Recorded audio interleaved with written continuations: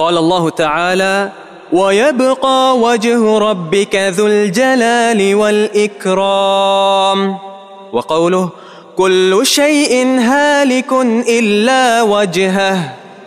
وقال الله تعالى: ما منعك أن تسجد لما خلقت بيدي. وقوله: وقالت اليهود يد الله مغلولة غلت أيديهم ولعنوا بما قالوا بل يداه مبسوطتان ينفق كيف يشاء. ان نصوص میں اللہ تعالیٰ کی دو صفات ذکر ہوئی ہیں. ایک ہے صفت وجہ کو معنی چہرہ، جو کتاب و سنت کے نصوص سے ثابت ہے اور ہمارا ایمان ہے. اللہ تعالیٰ کی صفات میں سے ایک صفت اس کا چہرہ حق ہے اور ہمارا اس پر ایمان ہے. چہرہ کیسا ہے اللہ عالم، اس کی کیفیت ہم نہیں جانتے، لیکن جیسا اللہ کے لائق ہے، جیسا اس کے شایان شان ہے. اور یہ ہمارا عقیدہ ہے کہ اس کا چہرہ کمال کا چہرہ، کیونکہ ہر صفت میں کمال ہے. اس کی تمام صفات نقص اور عیب سے پاک ہے. یہاں صفت وجہ کا اس بات ہے، جیسے اللہ تعالیٰ کا فرمان وَيَبْقَى وَجْهُ رَبِّكَ ذُو الْجَلَالِ وَالْإِكْرَامِ، اور باقی رہے گا تیرے رب کا چہرہ جو کہ ذو الجلال ہے، یعنی عظمت والا ہے، والاکرام، اور اکرام والا. اکرام سے مراد احسان کرنے والا، عزت دینے والا، اپنے نبیوں کو، صالحین کو، شہداء، علماء اور متقین کو اکرام. تو عظمت والا بھی ہے، جلال والا بھی ہے، اور اکرام والا بھی. یہاں بالکل واضح طور پر وجہ ان کا لفظ ہے، اور وجہ ان کا معنی چہرہ. اللہ تعالیٰ کا چہرہ ثابت اور حق ہے. ملحدین یہاں بھی تعویلیں کرتے ہیں، وہ اللہ تعالیٰ کے وجہ کو نہیں مانتے، چہرے کو نہیں مانتے. کیوں؟ کہ چہرہ تو مخلوق کا بھی ہے، چہرہ تو مخلوق کا بھی ہے. تو یہ تشبہ کو مستلزم ہے، تشبیہ لازم آ رہی. اللہ کے بند تشبیہ کیسے لازم آ رہی؟ تشبیہ تب بنے گی جب کہا جائے کہ وجہ کا وجوہ ہے نا، کہ اس کا چہرہ ہمارے چہروں جیسا، تب تشبیہ بنے گی نا. یہ تو ہے ہی نہیں. مخلوق کا چہرہ کیسا ہے؟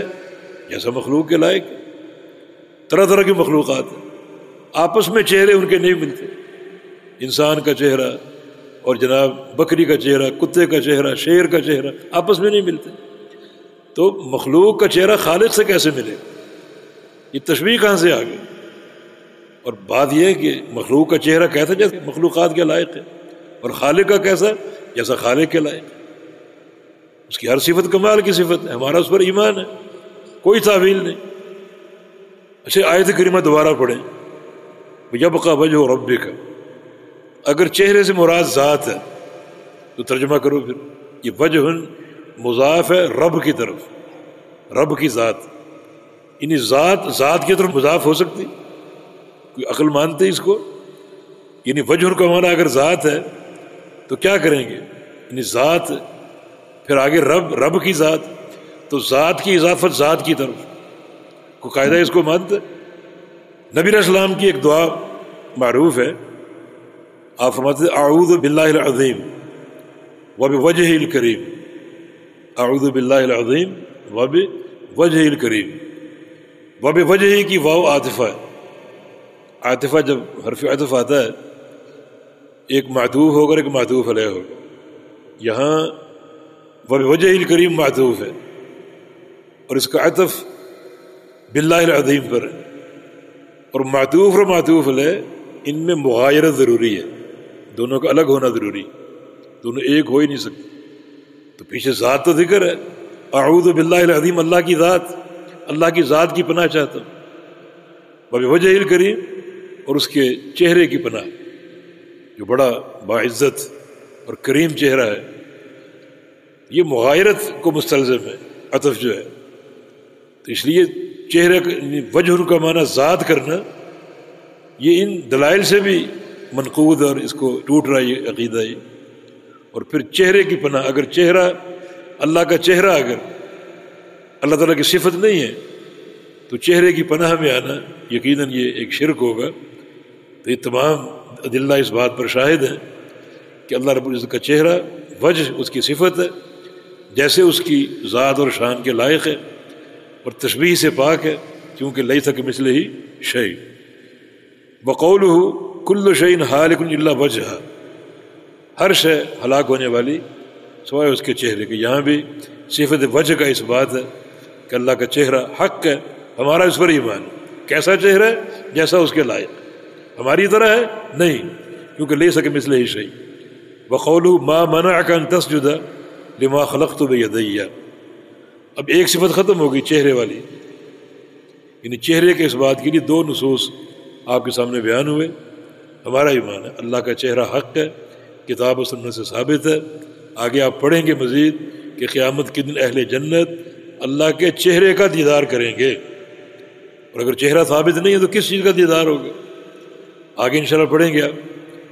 تو ہمارا اس پر ایمان ہے بحمدللہ، کسی تعویل اور کسی تعطیل اور کسی تعریف کے بغیر ہمارا اس پر ایمان ہے۔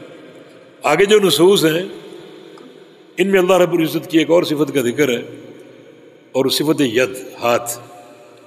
فرمایا کہ ما منعک ان تسجد لما خلقت بیدی، یعنی یہ خطاب ہے ابلیس سے، تجھے کس چیز نے روکا کہ تو سجدہ کرے اسے جسے میں نے اپنے دونوں ہاتھوں سے پیدا کیا، یعنی آدم علیہ السلام۔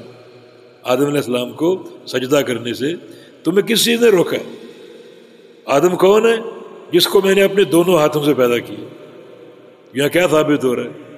اللہ تعالیٰ کی صفت ید، کہ اللہ کے ہاتھ ہیں اور دو ہیں، اور یہ حق ہے، ہمارا اس پر ایمان ہے۔ وہ ہاتھ کیسے ہیں؟ جیسا اس کے لائق ہے، شایان شان ہے۔ لوگ نہیں مانتے، ملحدین نہیں مانتے، متأولین نہیں مانتے کہ ہاتھ تو مخلوق کا بھی ہے۔ تشبیہ لازم آئی، یہ تشبیہ کا خناس کہاں سے آ گیا؟ میں کہتا ہوں کہ مخلوق کے ہاتھ آپس میں نہیں ملتے، تشبیہ نہیں بنتی۔ انسان کا ہاتھ، چونٹی کا ہاتھ، ہاتھی کا ہاتھ، کوئی تشبیہ ہے؟ کوئی؟ ساری مخلوقات ہیں۔ تو مخلوقات کی آپس میں تشبیہ نہیں ہے، انسانوں کے ہاتھوں میں تشبیہ نہیں ہے، فرق ہے۔ اور کوئی فرق نہ ہو، یہ جو پورے ہیں اور پوروں میں جو لکیریں ہیں، ہر انسان کے ایک دوسرے سے مختلف ہیں۔ اور اللہ پاک فرماتا ہے کہ ہم قیامت کے دن تمہیں یہ شک ہے کہ ہم تمہیں جمع نہیں کریں گے، تمہیں جمع کریں گے اور بالکل ویسا ہی بنائیں گے، ہاتھ بھی ویسے ہی ہوں گے، ہاتھوں کے پورے بھی ویسے ہی ہوں گے، اور پوروں کے نشانات بھی ویسے ہی ہوں گے۔ اللہ تعالیٰ کی قدرت، تو تشبیہ کہاں سے آ گئی؟ اللہ تعالیٰ کی صفت ید کا انکار، تشبیہ کہاں سے آ گئی؟ تشبیہ تب بنتی جب کہا جائے کہ یدہ کایدینا، کہ اس کا ہاتھ ہمارے ہاتھوں جیسا۔ یہ تو ہے ہی نہیں، کیونکہ لیس کمثلہ شیء، ہمارے سامنے یہ مضبوط قاعدہ موجود ہے، وہ ذات تشبیہ سے پاک ہے، تو اس کا ہاتھ کیسا ہے؟ حق ہے، ہمارا ایمان ہے۔ کیسا ہے؟ جیسا اس کی ذات اور شان کے لائق ہے۔ کیا ہمارے جیسا ہے؟ نہیں۔ کیوں؟ لیس کمثلہ شیء۔ تو پھر جب ہاتھ صفت ید آ گئی تو اس کا کیا معنی کرو گے؟ اس کا معنی قدرت، اس کا معنی قوت، یہ تعویل۔ اس تعویل کی ضرورت کیا ہے؟ جو بھی نصوص ہیں ان کا اصل جو معنی ہے وہ مراد ہے۔ اللہ تعالیٰ کیا فرماتا ہے؟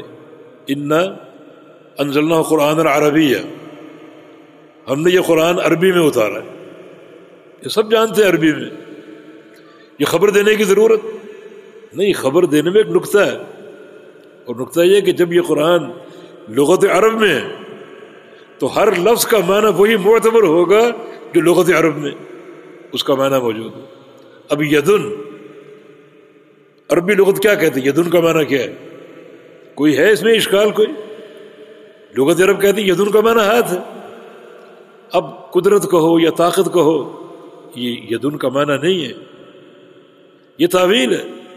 تو تعویل کا قرینہ پیش کرو، یہ قرینہ تشبیہ کا ہے، یہ ہاتھ ہمارا بھی ہے۔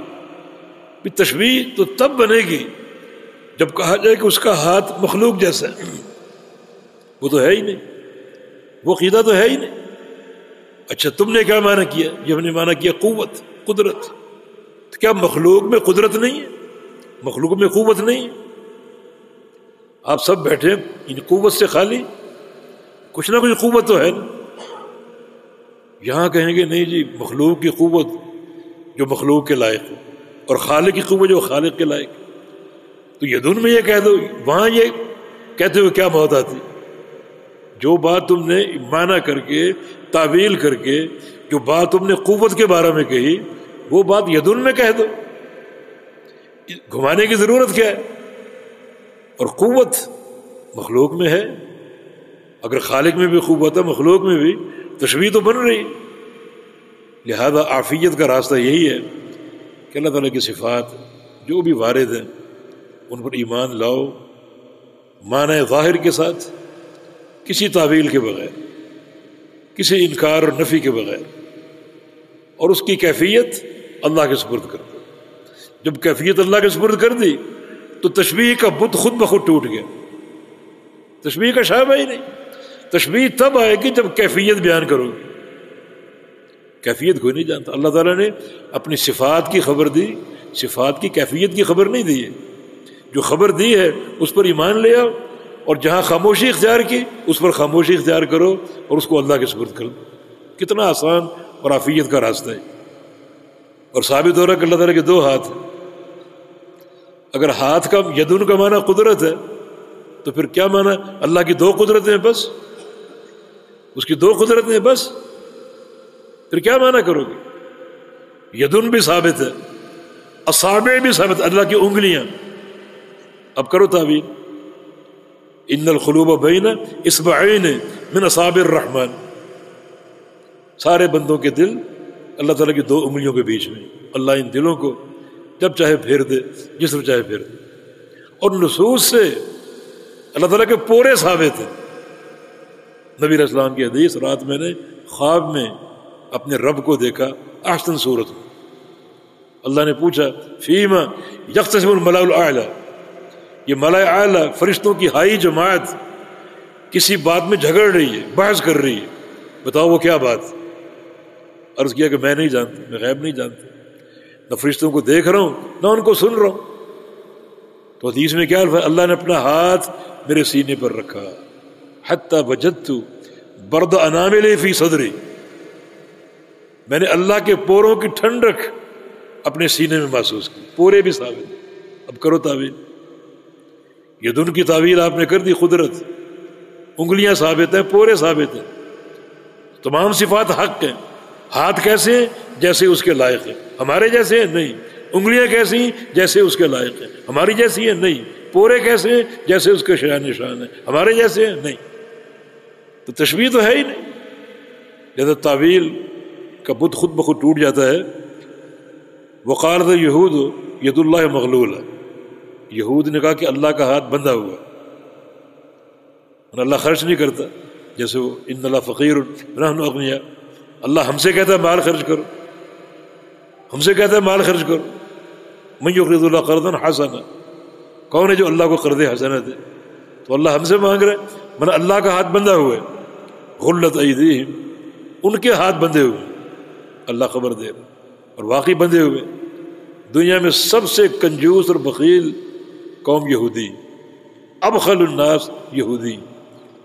وَلُعِنُوا بِمَا قَالُوا, جو بات انہوں نے کی اس پر لعنت کے مستحق ہیں. بل یداہ مبسوطتان, بلکہ اس کے دونوں ہاتھ کشادہ اور فراخ ہیں. کشادہ اور بڑی سخاوت سے خرچ کرنے والا, خزانے خرچ کرنے والا. تو اس کے ہاتھ دونوں فراخ ہیں. ينفق كيف يشاء, جیسے چاہے خرچ کرے, وہ اس کی حکمت ہے, حکمت بالغہ. جیسے چاہے خرچ کرے, مگر اللہ تعالیٰ خرچ کرتا ہے. یہاں بھی یداہ, اس کے دو ہاتھ ثابت. اور صحیح بخاری کی حدیث کے مطابق اس کے دونوں ہاتھ دائیں ہیں. وکلتا یدیہ یمین, اللہ تعالیٰ کے دونوں ہاتھ دائیں ہیں. اس کے علماء نے دو معنی بیان کیے. ایک تو یہ کہ واقعی دائیں ہیں, کیونکہ دائیں چیز اشرف ہوتی, زیادہ بابرکت اور معزز ہوتی. تو واقعی میں دونوں ہاتھ دائیں. شیخ ابن عثیمین رحمہ اللہ نے اس کا ایک معنی کیا ہے, اور معنی ہو سکتا ہے کہ اللہ تعالیٰ کے دونوں ہاتھ دائیں ہیں. معنی دایاں ہاتھ زیادہ قوی ہوتا ہے بائیں ہاتھ سے, دائیں ہاتھ کی طاقت زیادہ ہوتی اور بائیں ہاتھ کی کم ہوتی. تو اللہ تعالیٰ کا معاملہ یہ نہیں ہے ایک ہاتھ کی طاقت زیادہ ایک ہاتھ کی کم ہو، بلکہ باعتبار طاقت کے باعتبار قوت کے اللہ تعالیٰ کے دونوں ہاتھ دائیں جیسے ہیں اور دونوں کی قوت مساوی۔ واللہ تعالی عالم۔ کیونکہ صحیح مسلم کی ایک حدیث میں یعنی دائیں اور بائیں دونوں کا ذکر، گو اس کی سند پر علماء کو کلام ہے کچھ جو صحیح بخاری کی سند کا مقابلہ نہیں کر پاتی، لیکن بہرحال یہ معنی بھی درست ہے، واللہ تعالی عالم۔ تو صفت ید کا اس بات ہو رہا ہے اور صفت وجہ کا اس بات ہو رہا ہے۔ جی